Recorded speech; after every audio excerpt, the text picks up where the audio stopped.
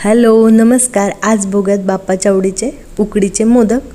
तर चला पहिल्यांदा सारण बघूयात। सारण तयार झाल्यानंतर आता आपल्याला उकडीच्या मोदकांसाठी उकड करून घ्यायचे। इथं मी 1 वाटी पाणी घेतलेलं आहे। 1 वाटी पाण्यामध्ये चवीप्रमाणे मीठ आणि 1 चमचा तूप घालून मी खळखळून अशी उकळी काढून घेतलेली आहे।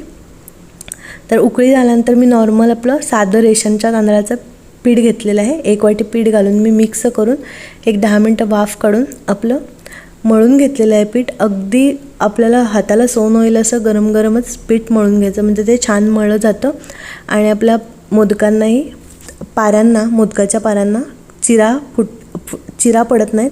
अतिशय छान अशा कळ्या पडतात। बघा किती छान झालेल्या आहेत त्या। असेच मी सगळे मोदक करून घेते। लाटताही येतात त्या पाऱ्या, मी हाताने केलेल्या आहेत। बघा सगळे मोदक तयार झालेत आणि आता ते मी हळदीच्या पाण्यावरती वाफवून घेते। तयार झालेले आहेत मोदक। 5 ते 7 मिनिटात आपण याची उकळी काढून घ्यायची। मस्त असं उकडीचे मोदक तयार झाले आहेत। तुम्हाला ही रेसिपी कशी वाटली कमेंट करून सांगा, लाईक करा, सबस्क्राईब करा। धन्यवाद।